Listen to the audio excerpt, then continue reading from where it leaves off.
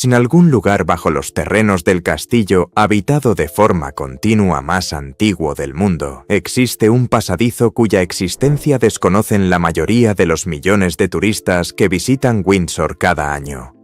Fue construido en el más absoluto secreto.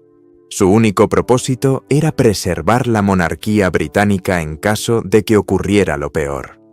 Durante décadas, el gobierno del Reino Unido ni siquiera confirmó oficialmente su existencia.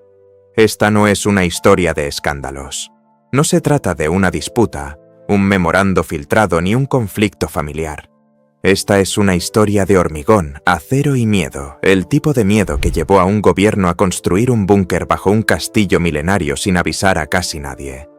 Si quieres conocer la verdadera historia de la monarquía británica, con los hechos claros y las especulaciones claramente identificadas como tales, este es el canal indicado.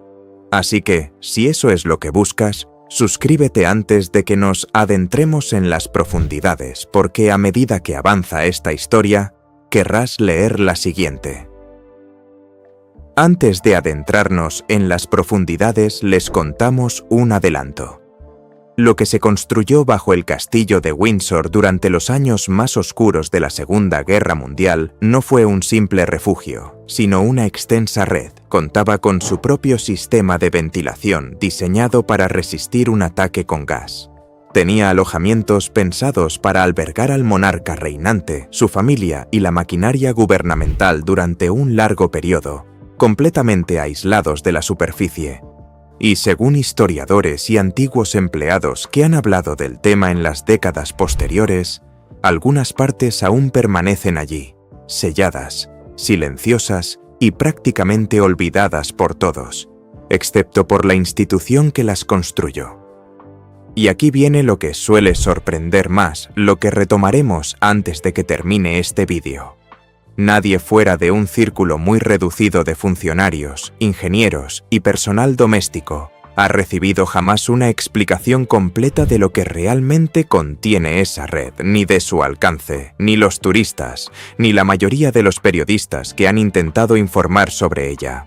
En algunos casos, ni siquiera los historiadores que han dedicado toda su carrera al estudio de los archivos de Windsor durante la guerra. Lo que estamos a punto de analizar es la imagen más completa que jamás se haya presentado públicamente, e incluso esa imagen tiene lagunas deliberadamente, a propósito, 80 y tantos años después de que se vertiera el hormigón. Para comprender por qué existe todo esto, hay que remontarse al verano de 1940. Gran Bretaña estaba sola. Francia había caído. La Luftwaffe se preparaba para bombardear Londres hasta someterla, y existía una posibilidad real seriamente discutida dentro del gobierno británico de que una invasión alemana pudiera tener éxito. De ser así, la familia real se convertiría en el objetivo más valioso de la isla, un símbolo viviente de la soberanía británica que Hitler podría capturar, asesinar o, peor aún, exhibir como una marioneta. La respuesta del gobierno no fue pública. Se manejó con el secretismo que suele reservarse para las operaciones militares, porque, en todos los sentidos importantes, lo era. Se elaboraron planes para evacuar al rey Jorge VI, a la reina Isabel y a las dos jóvenes princesas, Isabel y Margarita, a Canadá si Gran Bretaña caía. Pero la evacuación lleva tiempo, y el tiempo es precisamente lo que no se tiene en un escenario de invasión. Así que, además de planificar la evacuación, se contrató a ingenieros para que realizaran una tarea más inmediata. Se les encomendó la tarea de transformar los antiguos cimientos de piedra del castillo de Windsor en una estructura capaz de resistir la campaña de bombardeos que todos esperaban. Sin embargo, antes de que se excavara la primera piedra en la caliza bajo el castillo, hubo una fase anterior y más discreta de esta historia que rara vez se cuenta, porque casi nada sobre ella se conserva en los registros públicos. En los últimos meses de incertidumbre antes de la declaración formal de guerra, los planificadores militares británicos ya habían comenzado a esbozar medidas de contingencia para proteger los símbolos nacionales clave en caso de la crisis que llegaría ese mismo año. Windsor, dado su peso simbólico y su proximidad a Londres, Casi con toda seguridad formó parte de esas primeras conversaciones, mucho antes de que la caída de Francia convirtiera la planificación de contingencia abstracta en un proyecto de construcción urgente y activo. Esa es una de las razones por las que la expansión de 1940 se produjo tan rápidamente. Es probable que los preparativos, en todos los sentidos de la palabra, ya se hubieran considerado discretamente, incluso antes de que la crisis que los hizo necesarios llegara por completo. Lo que construyeron ha sido descrito por historiadores y antiguos miembros del personal de la Casa Real que lo han comentado públicamente, desde que los archivos fueron finalmente desclasificados, como un complejo de refugios antibombas excavado en la roca caliza bajo los cimientos del castillo, reforzado con hormigón, equipado con puertas blindadas de acero. Según relatos de la época, contaba con suficientes provisiones para mantener a la familia real y al personal clave durante un asedio prolongado si fuera necesario. Al parecer, las princesas tenían su propio espacio dentro del complejo. Un detalle que, cuando finalmente se hizo público décadas después, causó una extraña sensación de vértigo, al imaginar a dos niñas que algún día se convertirían o estarían a punto de convertirse en monarcas reinantes, durmiendo algunas noches bajo tierra mientras la guerra se libraba sobre sus cabezas. Las obras de ingeniería habrían estado a cargo de especialistas de los ingenieros reales o contratistas civiles que operaban bajo la autoridad directa del gobierno. La misma categoría de personal responsable de la construcción de refugios antiaéreos, búnkeres y fortificaciones defensivas en toda Gran Bretaña durante ese mismo periodo. Sin embargo, el proyecto de Windsor habría exigido un nivel de sofisticación estructural muy superior al de un refugio típico de barrio. La tiza, la geología subyacente en gran parte del área de Windsor, es lo suficientemente manejable como para excavar túneles con relativa rapidez en comparación con la roca madre más dura, pero también requiere un refuerzo cuidadoso para evitar derrumbes, especialmente cuando los túneles deben soportar el peso de un enorme castillo de piedra situado justo encima. Lograr ese equilibrio, excavar con la suficiente rapidez para satisfacer la urgencia de la guerra, a la vez que se construía con la solidez necesaria para resistir bombardeos continuos y soportar la mampostería centenaria que se encontraba sobre ellos, habría requerido una ingeniería estructural verdaderamente experta, no meramente una improvisación entusiasta propia de tiempos de guerra. La existencia de refugios nocturnos era, en el sentido más amplio, un hecho conocido en la época. Las rutinas nocturnas de la familia durante el apogeo del Blitz eran un secreto a voces entre el personal y los vecinos. Lo que no se reveló, lo que permaneció oculto en archivos clasificados durante generaciones, fue la verdadera magnitud y permanencia de lo que se había construido. No se trataba de un refugio provisional improvisado y desmantelado posteriormente. Numerosos relatos describen una red construida para perdurar, con secciones de túneles que conectaban diferentes puntos bajo el complejo del castillo, diseñada con una solidez que sugería que el gobierno no se preparaba para unas pocas noches difíciles, sino para una guerra que podría durar años. Una ocupación que podría prolongarse aún más, y una monarquía que necesitaba una forma de seguir funcionando sin importar lo que sucediera en la superficie. Imaginen por un momento la realidad física de esa rutina, porque es fácil pasar por alto una frase como «refugios nocturnos» sin comprenderla realmente. Sirenas antiaéreas sobre Berkshire en el otoño e invierno de 1940. El personal moviéndose con rapidez y sigilo por los pasillos del castillo iluminados únicamente por linternas con capucha, con cortinas opacas cerradas sobre ventanas centenarias. La joven princesa Isabel, la joven princesa Margarita descendían por escaleras de piedra pulidas por 600 años de pisadas, hacia pasadizos que, apenas unos meses antes, no existían. Ese es el extraño paralelismo al que esta historia vuelve una y otra vez. el castillo habitado de forma continua más antiguo del mundo, y bajo él algo construido en cuestión de semanas, completamente nuevo, totalmente moderno para su época, excavado con urgencia para proteger a la misma familia cuyos ancestros habían ocupado el terreno durante casi un milenio. El proyecto del túnel tampoco se produjo de forma aislada. Formaba parte de un conjunto mucho más amplio y en gran medida desconocido de medidas de seguridad en tiempos de guerra que protegían a la familia real, la mayoría de las cuales solo se han comprendido plenamente en las décadas posteriores. El propio Palacio de Buckingham fue bombardeado varias veces durante el Blitz, incluyendo un ataque que cayó tan cerca del interior del edificio que, según varios testimonios, el personal real y los propios reyes corrieron peligro físico el día del ataque. Según se informa, ese incidente por sí solo reforzó en los más altos niveles del gobierno la idea de lo real e inmediata que era la amenaza para la familia. No se trataba de un riesgo teórico que se estuviera planificando por precaución institucional, sino de una amenaza que literalmente ya había llegado lo suficientemente cerca como para causar heridas. Más allá de la construcción del refugio, la seguridad en torno a los movimientos de la familia real durante este periodo se reforzó drásticamente. Los detalles de los viajes familiares, sus rutinas diarias e incluso la residencia donde se alojaban cada noche se trataban con un nivel de secreto operativo impensable en tiempos de paz. Vehículos señuelo, rutas de viaje modificadas y cambios de planes de última hora sin previo aviso se convirtieron en práctica habitual, todo ello coordinado por un aparato de seguridad al que, en aquel entonces, muy pocas personas fuera de un reducido círculo de funcionarios tenían acceso.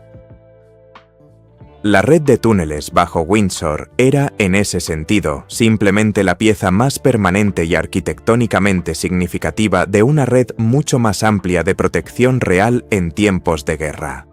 El punto fijo en torno al cual giraban todas las medidas de seguridad móviles y cotidianas, porque por mucho que se ocultaran los movimientos de la familia cada día, se necesitaba un lugar absolutamente seguro al que recurrir en caso de que ocurriera lo peor. Y ese lugar era Windsor. Detengámonos un momento en esa palabra ocupación, porque ahora, 80 y tantos años después, con la certeza de cómo terminó realmente la guerra, es fácil decirlo. Pero quienes excavaron esos túneles en 1940 no tenían ese conocimiento. Construían para una versión de la historia en la que Gran Bretaña perdió, donde la esvástica ondeaba sobre Windsor, donde la red de túneles no era una mera planificación de contingencia simbólica, sino la diferencia literal entre una monarquía que continuaba de alguna forma, posiblemente en el exilio, y una monarquía que simplemente desapareció, capturada o asesinada junto con el resto del gobierno en los primeros días de una invasión. Ese es el peso que yace bajo un castillo que la mayoría de los visitantes hoy pisan mientras miran postales de la tienda de recuerdos. La guerra terminó, obviamente, sin que los túneles se utilizaran jamás para su propósito catastrófico previsto. Y aquí es donde la mayoría de los canales de historia de la realeza suelen dejar la historia en suspenso. La crisis pasó, la familia se quedó, la guerra se ganó. Así que seguramente ahí termina todo, ¿verdad? El búnker se convierte en una nota a pie de página histórica, un dato curioso y nada más. Pero la historia no termina ahí, porque aquí está el detalle que sigue fascinando a historiadores y personal del castillo décadas después.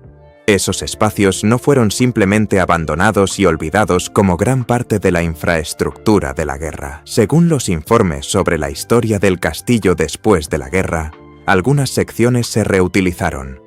Otras se sellaron, pero se dejaron estructuralmente intactas en lugar de rellenarlas o demolerlas, lo que significa que bajo una de las residencias reales más fotografiadas y visitadas del planeta, aún existe infraestructura física transitable de 1940 a la que el público en general prácticamente no tiene acceso, y sobre la que hay muy poca información oficial.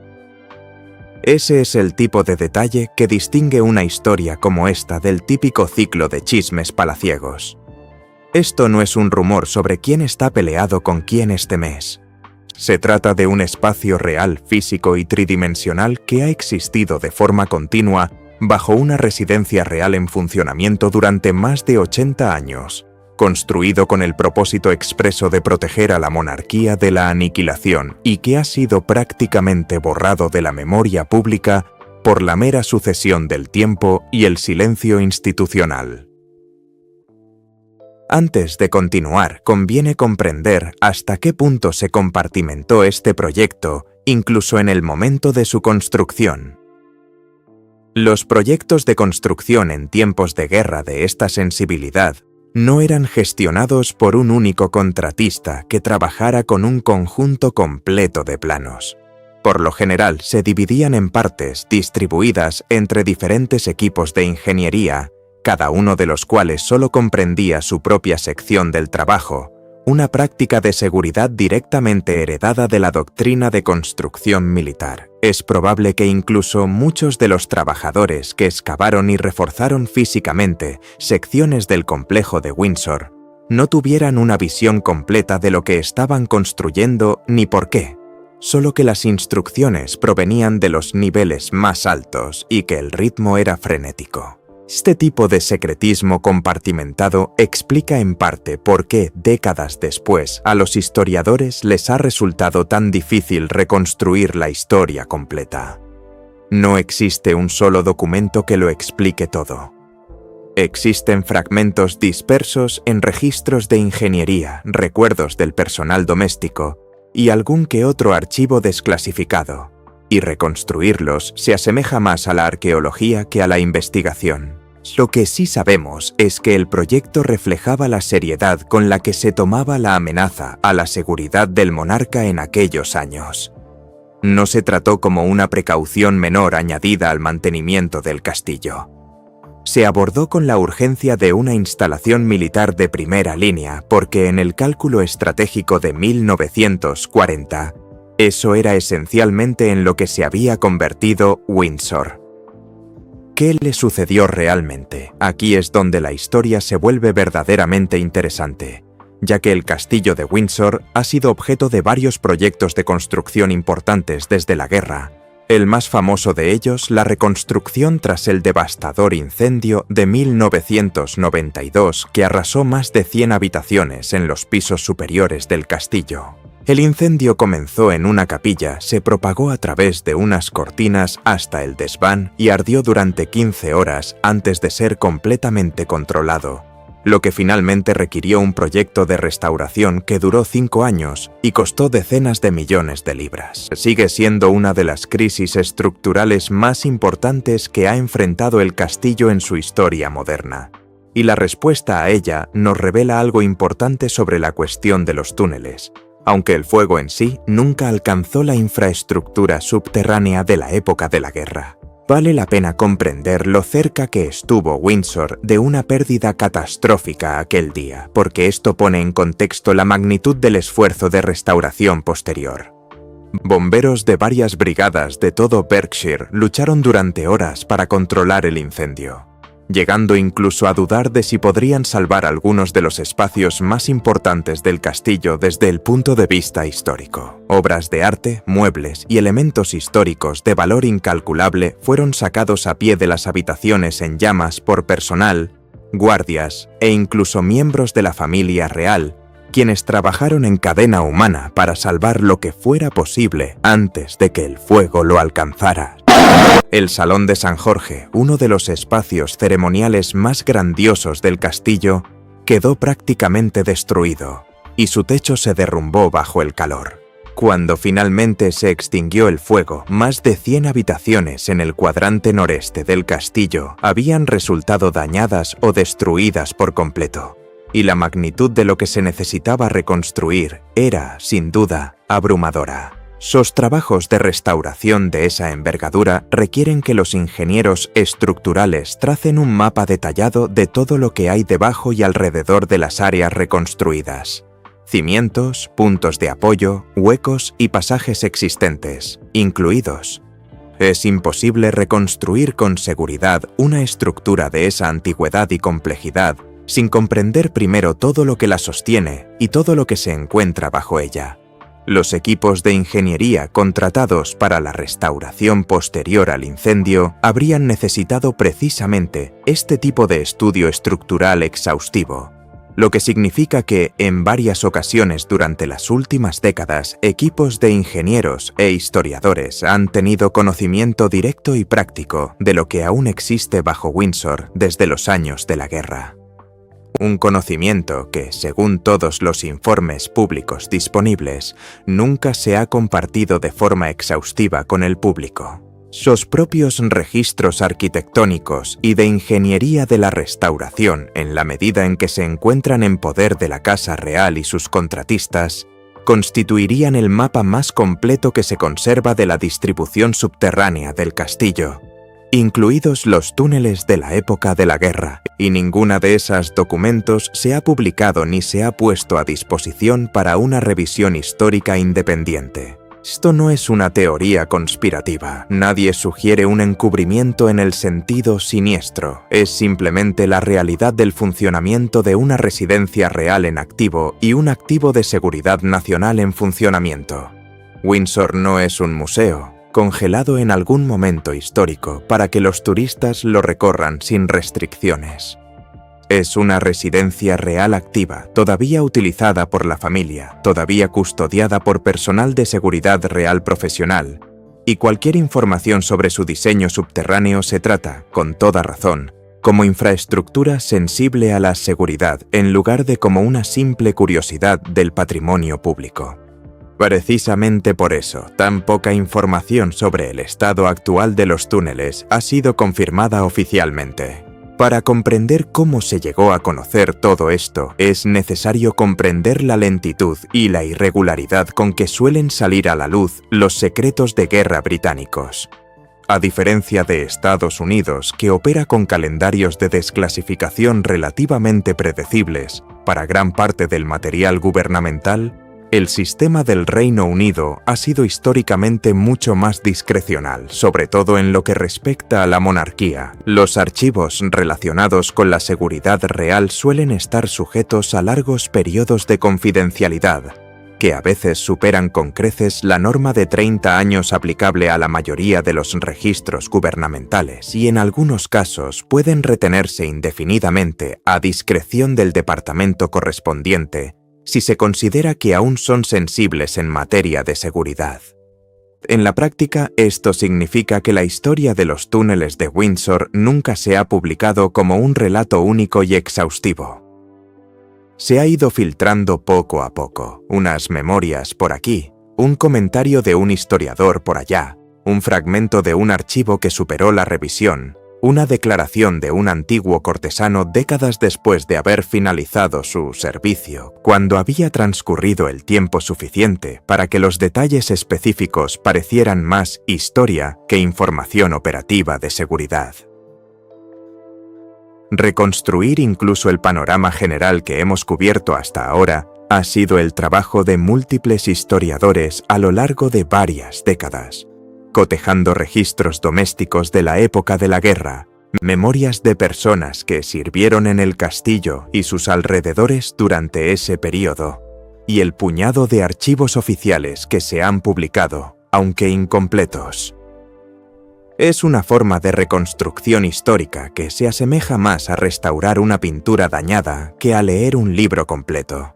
Se trabaja con fragmentos, deduciendo las secciones faltantes a partir de lo que se conserva, y aceptando que es probable que una parte de la imagen completa nunca se pueda recuperar, ya sea porque los registros fueron destruidos, nunca se crearon por escrito debido a la delicadeza del tema, o permanecen sellados bajo un período de confidencialidad al que nadie fuera del departamento correspondiente tiene acceso. Y esa es, en realidad, la conclusión a la que llega todo historiador que ha abordado este tema. No exactamente frustración, sino una especie de aceptación profesional de que algunas historias no tienen un final que podamos leer. Se recopila lo que emerge, se toma nota de lo que no, y uno sigue atento a que el siguiente pequeño fragmento se vaya filtrando al registro público. Porque con una historia como esta, siempre termina apareciendo, aunque nunca todo a la vez, ni con una periodicidad predecible.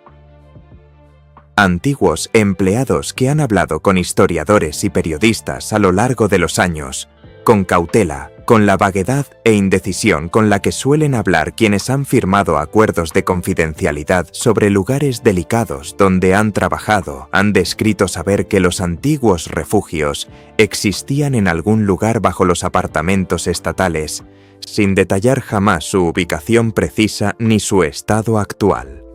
Los historiadores que han tenido acceso parcial para fines de investigación o restauración han mencionado, en ocasiones, elementos estructurales que coinciden con los relatos de la época de la guerra, sin confirmar si dichos elementos permanecen intactos, sellados, reutilizados para servicios modernos o algo completamente distinto. Es una especie de secreto a voces. A lo largo de las décadas se ha filtrado suficiente información para confirmar que los túneles eran reales y extensos, pero casi nada se ha filtrado sobre su estado actual, bajo un castillo que un monarca reinante todavía considera su residencia. Y esa brecha entre lo que sabemos que ocurrió en 1940 y lo que desconocemos ahora es donde reside el verdadero misterio de esta historia. Porque, a diferencia de un escándalo, que con el tiempo se confirma, se niega o se olvida, un lugar físico sin confirmar permanece ahí. No se resuelve. Cada pocos años, cuando Windsor se somete a alguna nueva fase de renovación o mejora de seguridad, surge un nuevo interés por parte de historiadores y aficionados a los castillos, una nueva ronda de preguntas sobre si se habrá encontrado algo allí abajo y luego, casi invariablemente, el silencio oficial. Porque así es como la institución maneja cualquier asunto relacionado con la seguridad física de una residencia real en funcionamiento. Vale la pena detenerse a pensar en cómo era la vida cotidiana de las dos jóvenes princesas durante este periodo, porque los relatos que se conservan, aunque fragmentarios, ofrecen una imagen realmente impactante. Isabel, la mayor de las dos y presunta heredera al trono durante esos años, era una adolescente durante gran parte de la guerra, y Margarita era aún más joven. Según la mayoría de los testimonios, su institutriz y el personal doméstico mantuvieron una rutina deliberadamente normal a su alrededor siempre que fue posible. Las clases continuaron, las comidas se siguieron, los ritmos de la infancia se conservaron en la medida en que la guerra lo permitió. Incluso mientras los adultos a su alrededor gestionaban un aparato de seguridad de una seriedad propia de tiempos de guerra, justo debajo de la superficie de esa rutina, en algunos casos literalmente bajo sus pies. Hay algo casi insoportablemente conmovedor, en retrospectiva, en cómo dos niños fueron protegidos, mediante la escolarización y el juego cotidianos, del peso total de la cercanía de la guerra a su hogar, mientras el gobierno se preparaba simultáneamente con absoluta seriedad para la posibilidad de que uno de ellos tuviera que convertirse en monarca en circunstancias de catástrofe nacional, posiblemente desde un búnker en lugar de un palacio. La propia Isabel, durante esos mismos años, pronunció un ahora famoso discurso radiofónico dirigido a los niños de la Commonwealth, ofreciendo palabras de consuelo y fortaleza a los jóvenes evacuados separados de sus familias por la guerra. Su voz de 14 años llegó a los hogares de Gran Bretaña y más allá a través de la BBC. Es una transmisión que se ha repetido y citado innumerables veces desde entonces, generalmente presentada como un primer atisbo de la compostura y el sentido del deber que definirían su reinado de 70 años. Lo que casi nunca se menciona junto con esa transmisión, porque muy poca gente sabe que hay una conexión entre ambas, es que la misma adolescente que transmitió ese mensaje sereno y tranquilizador a los niños de la nación era, por esas mismas fechas, entre el pequeño círculo de personas cuya seguridad nocturna dependía de una red de pasillos de hormigón excavados en secreto bajo su propia casa apenas unos meses antes. La imagen pública de firmeza y la realidad privada de la vulnerabilidad en tiempos de guerra coexistieron durante toda su adolescencia en paralelo. Una visible para la nación, la otra enterrada, literal y figuradamente, bajo la superficie. Es un detalle que suele interpretarse de forma diferente según lo que se sepa sobre el resto de la historia. Sabiendo, como ahora, que Isabel reinaría durante 7 décadas, convirtiéndose en una de las monarcas más reconocidas y perdurables de la historia británica, resulta extraño imaginarla como una adolescente cuya continuidad como potencial futura monarca se vio, durante un tiempo, protegida físicamente por el hormigón y el acero, excavados en la roca caliza bajo la casa de su infancia. La historia rara vez ofrece este tipo de contraste claro entre el antes y el después, donde se puede señalar un espacio físico específico y afirmar con bastante certeza que allí se concretó, literalmente, el plan de supervivencia de toda una institución nacional, en caso de que su futuro debiera continuar desde el subsuelo, en lugar de desde la sala del trono. Vale la pena reflexionar sobre la magnitud que representaría un búnker de ese tipo, estructuralmente hablando, incluso hoy en día. Las redes de túneles reforzados de aquella época, construidas según las especificaciones militares de tiempos de guerra, no eran pequeñas estructuras de una sola habitación.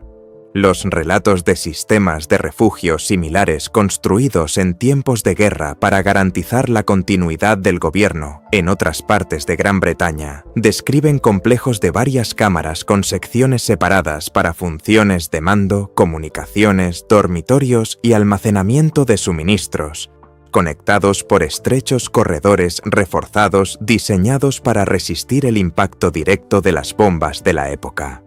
Si el complejo de Windsor se construyó con un estándar similar y múltiples relatos históricos sugieren que así fue, dado el nivel de prioridad asignado a la protección del monarca, entonces lo que yace bajo el castillo no es una simple curiosidad subterránea.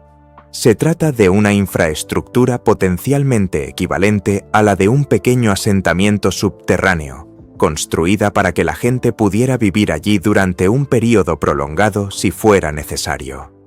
Imaginen lo que habría costado mantenerlo oculto no solo de los servicios de inteligencia alemanes, que buscaban activamente este tipo de objetivo de alto valor durante toda la guerra, sino también de los millones de británicos comunes que vivieron el Blitz sin oír ni un solo rumor al respecto.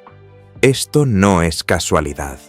Es el resultado de una de las operaciones de seguridad de la información más eficaces que el Estado británico llevó a cabo durante toda la guerra. Posiblemente más impresionante, a su manera discreta, que algunas de las operaciones de descifrado de códigos que reciben mucha más atención en la historia popular. Resulta útil comparar el refugio de Windsor con otros emplazamientos de protección de la época de la guerra cuyos detalles se han hecho públicos, porque la comparación nos da una idea aproximada de la magnitud, incluso cuando los detalles específicos de Windsor permanecen sin revelar. Las salas de guerra del gabinete bajo Whitehall y ahora abiertas al público como museo, ofrecen a los visitantes una visión práctica de cómo era un complejo de mando subterráneo compartimentado en tiempos de guerra. Pasillos estrechos, techos bajos, dormitorios diminutos apenas lo suficientemente grandes para una cama plegable. Salas de comunicaciones equipadas con tecnología que, si bien hoy en día parece primitiva, representaba la vanguardia de las comunicaciones seguras en tiempos de guerra. Si el complejo de Windsor se construyó con un estándar similar, como sugieren los fragmentos de descripción que se conservan, entonces lo que queda bajo el castillo probablemente comparte ese mismo carácter claustrofóbico y puramente funcional. Nada parecido a los grandiosos salones del castillo en la superficie, sino más bien una instalación militar asentada sobre cimientos medievales, con tuberías a la vista, hormigón armado y puertas construidas para resistir la presión de una explosión, no para impresionar a un jefe de estado visitante. Ese contraste es parte de lo que hace que esta historia resulte tan fascinante para los historiadores que la han estudiado. Windsor, en su parte superior, es uno de los edificios más opulentos y ceremonialmente significativos del planeta, ataviado con la grandeza acumulada de 1000 años de monarquía. Windsor, en su parte subterránea, en las secciones construidas para la emergencia de la década de 1940, habría sido todo lo contrario. Austero, urgente, construido por personas que corrían contra el tiempo ante la posibilidad de una invasión, sin tiempo ni presupuesto para nada más allá de la supervivencia. Pocos edificios en el mundo representan esta contradicción tan literalmente, en el espacio físico, como el castillo de Windsor. Gran Bretaña no fue la única en llegar a esta conclusión durante la guerra, y observar cómo otras naciones abordaron el mismo problema ayuda a comprender mejor el proyecto de Windsor. Estados Unidos construyó su propia infraestructura de continuidad gubernamental durante la misma época y las décadas posteriores, incluyendo un complejo de búnkeres, ahora desclasificado, construido bajo un lujoso complejo turístico en Virginia Occidental, con la intención de albergar a todo el Congreso de los Estados Unidos en caso de un ataque nuclear contra Washington.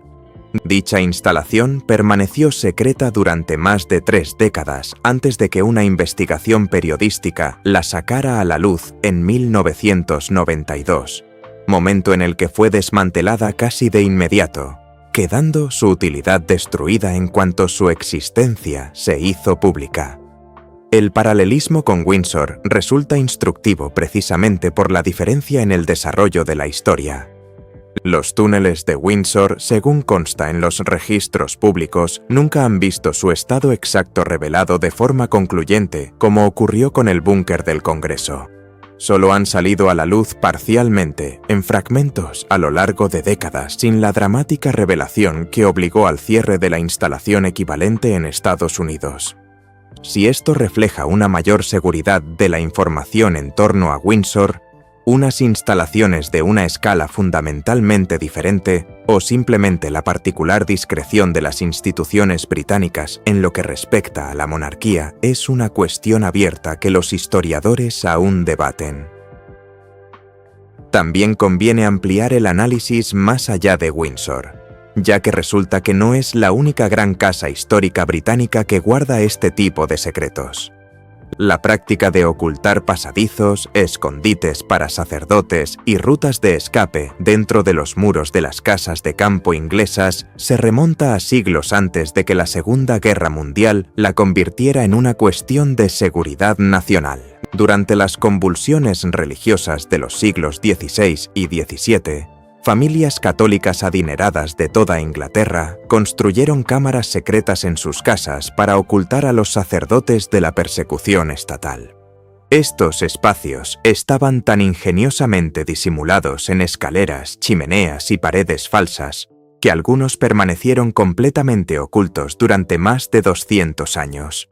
Siendo descubiertos por propietarios posteriores durante obras de renovación ajenas a la historia y veces por pura casualidad, cuando la herramienta de un obrero golpeaba una piedra hueca donde debería haber habido piedra maciza.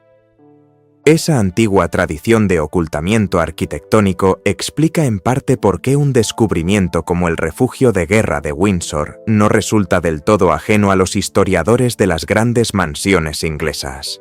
Se inscribe en una larga tradición de casas señoriales británicas que guardan secretos en sus muros, suelos y cimientos. Secretos que a veces tardan siglos, en lugar de décadas, en salir a la luz. Se sabe que Sandringham y Balmoral, las otras residencias privadas importantes de la familia, contaban con sus propias medidas de seguridad en tiempos de guerra, aunque ninguna de ellas fue objeto de una construcción de túneles documentada al mismo nivel que la de Windsor, lo que probablemente refleja la posición estratégica particular de Windsor como la residencia más cercana a Londres, y, por lo tanto, el punto de repliegue más práctico desde el punto de vista operativo si la capital se volvía insostenible. La Torre de Londres, antigua residencia real con una historia defensiva que se remonta a casi 1000 años, alberga una red de espacios subterráneos que han sido reutilizados y reinterpretados a lo largo de siglos de uso continuo. Esto nos recuerda que los edificios institucionales más antiguos de Gran Bretaña tienden a acumular este tipo de historia física oculta en capas, donde la construcción secreta de una época se erige silenciosamente sobre o debajo de la anterior. Lo que distingue el caso de Windsor de la mayoría de estos ejemplos más antiguos es la velocidad y urgencia con que se llevó a cabo. Un refugio para sacerdotes podría construirse lentamente, con discreción, durante meses, camuflado dentro de una renovación ya planificada para no despertar ninguna sospecha. El refugio de Windsor, en cambio, se construyó a ritmo bélico, bajo la presión de la guerra, por ingenieros que no disponían de años para disimular su trabajo dentro de algún otro proyecto de construcción más inocente. Esa urgencia es parte de lo que hace que los fragmentos del registro histórico sean tan impactantes cuando uno los encuentra. Se puede sentir, incluso en el lenguaje sobrio y meticuloso de los relatos que han sobrevivido, cuán ajustado fue el plazo y cuán grave fue el peligro que el gobierno consideró para justificar la rapidez con la que se emprendió un proyecto de esa magnitud bajo un edificio de tal importancia histórica. Ahora bien, traslademos eso a la actualidad. La monarquía que alguna vez necesitó ese sistema de túneles para sobrevivir a una posible aniquilación, afortunadamente, no se enfrenta ahora a nada remotamente comparable, pero la infraestructura en sí no desaparece simplemente porque la amenaza que la justificó haya pasado. Los antiguos búnkeres, las antiguas redes de túneles, las antiguas cámaras antiexplosiones construidas en los cimientos de los castillos, tienden a convertirse en parte de la estructura física permanente del edificio, independientemente de que alguien en la superficie piense en ellos o no. Esto plantea una pregunta que los historiadores que estudian las residencias reales se han hecho en silencio durante años. No si aún existe, ya que los registros físicos sugieren que algunas partes sí, sino para qué se utiliza ahora. Existen algunas respuestas plausibles y completamente mundanas, y vale la pena mencionarlas, porque la versión honesta de esta historia no necesita amenazas inventadas para resultar interesante. Secciones de antiguas redes de refugios en edificios históricos se reutilizan con frecuencia para infraestructuras de servicios modernos. Cableado, sistemas de climatización para salones de estado sensibles a la temperatura, bodegas, almacenamiento seguro de documentos. Algunas secciones simplemente permanecen selladas y sin uso, presentes estructuralmente, pero olvidadas funcionalmente, como los antiguos túneles de servicio bajo muchas instituciones históricas alrededor del mundo, que existen discretamente sin ningún propósito dramático. Y algunas zonas, dado que Windsor sigue siendo una residencia real activa bajo una evaluación de seguridad profesional continua, bien podrían mantenerse deliberadamente como infraestructura de contingencia, ya que las instituciones responsables de la protección real planifican para los peores escenarios como una cuestión de disciplina profesional, no de paranoia. Del mismo modo que cualquier residencia de jefe de Estado en cualquier parte del mundo mantiene un espacio subterráneo seguro de contingencia como una simple práctica de seguridad moderna, completamente independiente de cualquier amenaza actual específica. Vale la pena detenerse un momento en este último punto porque replantea toda la historia. Ya no se trata de una reliquia de guerra olvidada y espeluznante una vez que se sigue el hilo conductor. Se trata del hecho de que la práctica que aquellos ingenieros de la década de 1940 impulsaron, construir una infraestructura seria, habitable y segura bajo una sede simbólica de gobierno, específicamente para que la institución pueda sobrevivir a una catástrofe, no terminó con la guerra. Se convirtió en un modelo. La planificación de la continuidad gubernamental de este tipo es ahora una práctica habitual en prácticamente todas las residencias de jefes de Estado del mundo, precisamente porque Windsor y proyectos similares en tiempos de guerra demostraron que podía hacerse con discreción y que podía funcionar. La protección real moderna está a cargo de una rama especializada de la policía británica cuyos agentes se entrenan específicamente para la protección personal de la familia real y la evaluación de la seguridad de las residencias reales. Cualquier organización que opere con ese nivel de disciplina profesional considera las vulnerabilidades estructurales y la infraestructura heredada como parte integral de su planificación operativa, no como una curiosidad histórica que se redescubra por casualidad. Esto significa que todo lo que existe actualmente bajo Windsor, casi con toda seguridad, aparece, de alguna forma, en las evaluaciones de seguridad modernas que se realizan continuamente en la propiedad. Se cartografía, se evalúa y se tiene en cuenta en la planificación de la protección actual, aunque ninguno de esos trabajos de evaluación se haya hecho público ni sea probable que lo haga. Resulta extraño pensar que una red de túneles construida para proteger a la joven princesa Isabel de una invasión nazi en 1940 aún pueda, en una versión actualizada y reevaluada, formar parte de la planificación de seguridad que protege hoy a su bisnieto y a su joven familia. La memoria institucional de la catástrofe se transmite no a través de registros públicos, sino mediante evaluaciones clasificadas, década tras década, prácticamente invisible para todos fuera de ese círculo profesional cerrado. Así pues, cuando uno pasea hoy por el castillo de Windsor, pasando por los apartamentos de Estado, la capilla de San Jorge y las zonas abiertas al público, camina sobre la prueba física de un momento en que el futuro de toda una monarquía dependió del hormigón y el acero excavados en secreto bajo una fortaleza medieval, bajo la premisa de que todo lo que estuviera en la superficie podría no sobrevivir.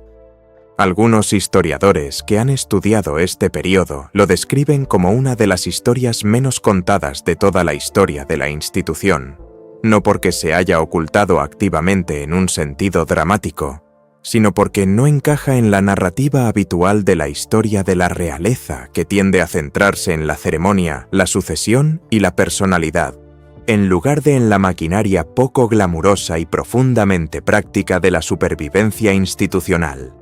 Conviene ampliar la perspectiva, porque los túneles de Windsor no existían de forma aislada. Los mismos años de guerra que dieron origen al complejo subterráneo del castillo también vieron nacer las salas de guerra del gabinete bajo Whitehall, desde donde Churchill dirigió gran parte del esfuerzo bélico, y una extensa red de instalaciones gubernamentales protegidas repartidas por todo el país, diseñadas para mantener el funcionamiento del liderazgo británico incluso si Londres se volvía inhabitable. La contribución de Windsor a esa red fue específica y singular. No era un centro de mando en el sentido operativo de las salas de guerra, sino un refugio de supervivencia para el jefe de Estado y la propia institución de la monarquía, que según la lógica constitucional de la época se consideraba inseparable de la continuidad de la nación. Si el monarca caía, también lo hacía simbólica y, según algunas interpretaciones legales, una parte de la legitimidad del Estado. Proteger una implicaba proteger la otra, y precisamente por eso se autorizó un proyecto de esta envergadura y secretismo para excavar directamente en los cimientos de un castillo en funcionamiento y habitado en plena guerra. Ese principio, que la supervivencia de las funciones esenciales del Estado debe planificarse físicamente, no solo sobre el papel, no desapareció una vez terminada la guerra y superada la amenaza inmediata. Se convirtió en doctrina. Durante las décadas de la posguerra, los sucesivos gobiernos británicos construyeron y mantuvieron discretamente una serie de emplazamientos protegidos destinados a garantizar el funcionamiento esencial del gobierno durante una crisis nuclear, una doctrina que perduró hasta bien entrada la segunda mitad del siglo XX. Los túneles de Windsor, construidos durante la guerra, cualquiera que sea su uso actual, constituyen la raíz histórica de toda esa tradición. Podría decirse que fueron la prueba de concepto, la demostración, aunque clasificada, de que este tipo de infraestructura podía construirse discretamente bajo un edificio histórico en funcionamiento, sin perturbar la vida cotidiana en la superficie, y que podía permanecer segura durante décadas sin que el público tuviera conocimiento significativo de su existencia. Una vez demostrado esto en Windsor, extender la misma lógica al resto del gobierno no fue un salto, sino simplemente ampliar algo que ya había funcionado discretamente. Si esto es así, los túneles de Windsor no son solo una curiosidad de la época de la guerra confinada a la singular historia de una residencia real.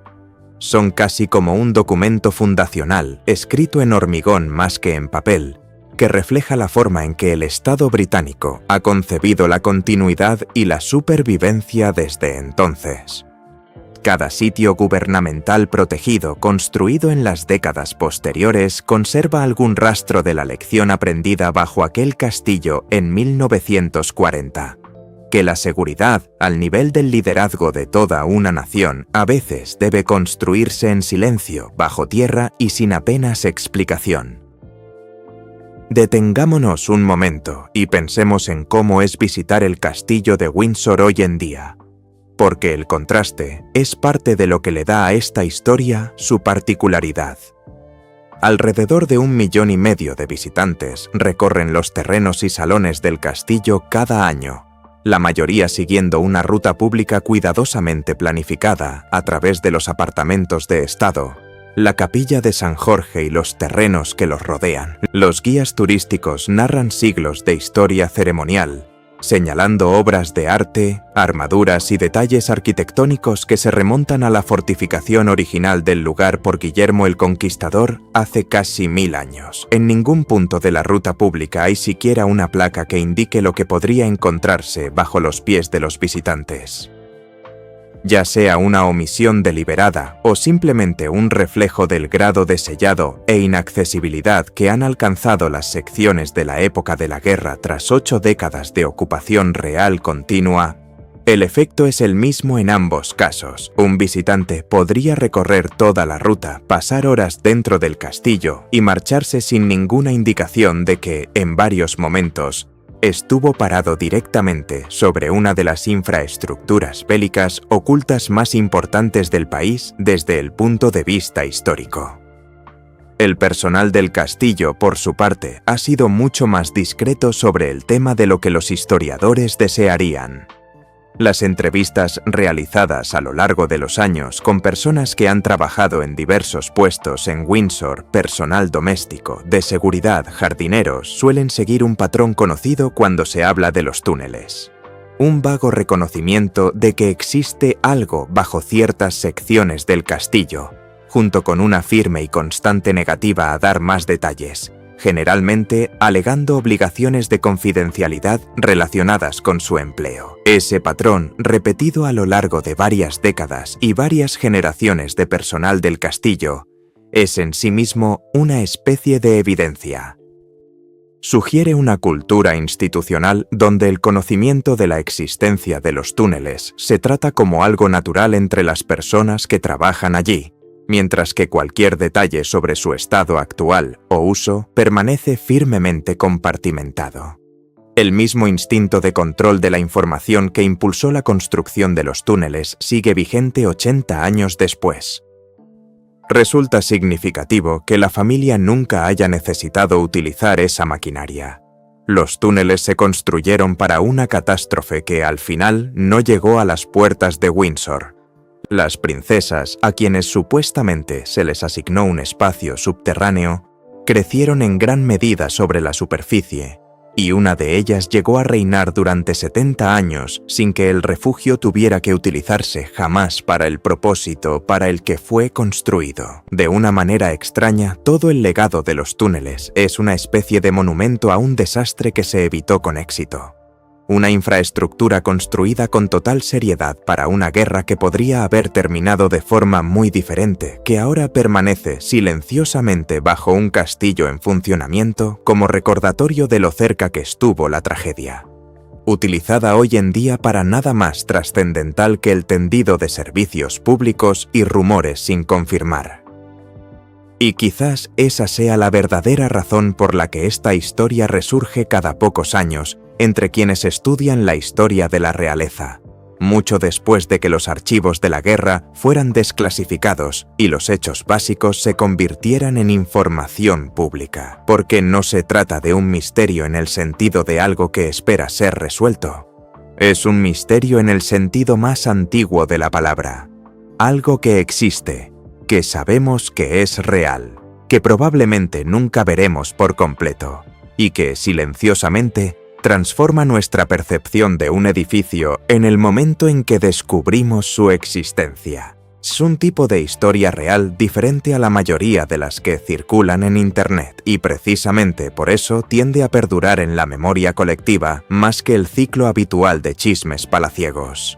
La mayoría del contenido sobre la realeza, comprensiblemente, se centra en las últimas novedades: quién dijo qué, quién no fue invitado a dónde, qué título cambió y por qué.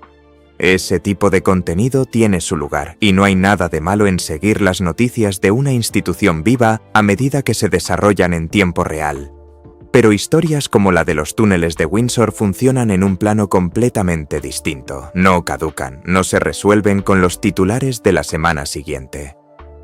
Un castillo milenario con un secreto de guerra genuinamente oculto bajo sus entrañas sigue siendo tan fascinante ahora como lo será dentro de 5, 20 o un siglo, porque la tensión fundamental que lo sustenta, un hecho verificado que roza el límite de la incertidumbre institucional, no se disipa con el tiempo como un escándalo. Al contrario, se agudiza porque cada año que pasa sin que se revele por completo añade otro año a la duración de este secreto. Hay además una extraña sensación de consuelo en una historia como esta, precisamente porque se resiste a la resolución simplista que la mayoría de las historias sobre la realeza intenta imponer. No hay una revelación final, ni un plano confirmado, ni un recorrido dramático ante las cámaras que zanje la cuestión de una vez por todas. Lo que nos queda, en cambio, es algo más cercano a cómo funciona la historia real, parcial, fragmentaria, reconstruida a partir de los márgenes de lo que las instituciones estaban dispuestas a dejar escapar, y que se siente cómoda permaneciendo así indefinidamente. Los custodios de Windsor no tienen ningún incentivo particular para resolver completamente esta cuestión para el público, y hay argumentos razonables para pensar que no deberían hacerlo. Sea lo que sea que quede de esa infraestructura de tiempos de guerra bajo el castillo, ya sea que esté completamente sellada, parcialmente reutilizada o mantenida discretamente como espacio de contingencia, su valor como infraestructura de seguridad funcional depende en parte precisamente de la ambigüedad que la convierte en una nota a pie de página histórica tan fascinante para todos nosotros. Consideremos por un momento todo lo que esta historia abarca una vez que la analizamos en su totalidad. Comienza con un único hecho arquitectónico: los túneles excavados bajo un castillo en 1940. Y a partir de ahí se abre a toda la maquinaria del secretismo bélico, las prácticas de construcción compartimentadas heredadas de la doctrina militar, la lenta y desigual manera en que la historia clasificada de Gran Bretaña finalmente sale a la luz décadas después, el trabajo de investigación estructural accidental forzado por un incendio catastrófico en 1992, la tradición más amplia de cámaras ocultas que recorre siglos de historia de las casas de campo inglesas y el linaje directo que conecta el sótano de un castillo en tiempos de guerra con toda la disciplina moderna de planificación de la continuidad gubernamental practicada por naciones de todo el mundo hoy en día. Muy pocos hechos aislados de la historia de la realeza británica dan acceso a un territorio tan interconectado. La mayoría de las historias reales, por dramáticas que sean, tienden a permanecer confinadas a su propio momento, una disputa, un escándalo, una decisión polémica aislada. Esta, en cambio, se expande a medida que se profundiza en ella, conectándose con aspectos cada vez más importantes de cómo los estados modernos conciben su propia supervivencia. Vale la pena recordar también que las dos jóvenes para quienes supuestamente se preparó ese espacio subterráneo terminaron viviendo vidas definidas casi enteramente por el mundo de la superficie. Una coronación observada por millones, un reinado de 70 años, una vida pública vivida casi exclusivamente a la luz del día, en salones de estado, en balcones, frente a las cámaras en lugar de en las cámaras reforzadas construidas para la versión de la historia que nunca se concretó. Margarita también pasaría su vida bajo la mirada pública en lugar de bajo tierra. En ese sentido, el mayor logro de los túneles fue, posiblemente, su total fracaso al no ser necesarios para su propósito original. Un monumento, al final, a una catástrofe evitada con éxito, en lugar de una sobre la que se sobrevivió. Hay una ironía histórica particular que merece ser considerada en este resultado. La infraestructura física más trascendental construida para la supervivencia de la monarquía británica en el siglo XX es también, por definición, la infraestructura que la historia demostró ser completamente innecesaria. Cada decisión importante, cada tratado, cada batalla librada en esos mismos años, moldeó el mundo de alguna manera visible y rastreable. Los túneles no moldearon nada, no cambiaron nada, porque la catástrofe para la que fueron construidos simplemente nunca llegó a las puertas de Windsor. Y sin embargo, allí permanecen, o alguna versión de ellas, un registro físico permanente de un temor que, al final, resultó injustificado, lo cual no disminuye la realidad del temor en su momento, ni la seriedad de la ingeniería, ni el secretismo que la rodeó. La próxima vez que vea una fotografía de los muros de piedra color miel del castillo de Windsor bajo un cielo despejado de la tarde, conviene recordar que, en algún lugar bajo esa imagen de postal, invisible y prácticamente silenciada, se encuentra la evidencia física del único momento de la historia moderna en que la continuidad de la monarquía británica dependió, literalmente, de la habilidad de un equipo de ingenieros de guerra para excavar, reforzar y mantener el secreto. 80 años después, la guerra que lo hizo necesario es solo un tema de libros de historia y documentales, pero el hormigón mismo, según todos los indicios que los historiadores han podido reconstruir, probablemente siga allí abajo, guardando silencio tal como fue construido. Si este artículo te ha parecido tan fascinante como a nosotros al crearlo, te esperan muchas más historias reales y documentadas como esta. Relatos que no necesitan dramas inventados porque la versión verdadera es lo suficientemente extraña por sí sola. Dale a me gusta y suscríbete si quieres ver más, y nos vemos en el próximo.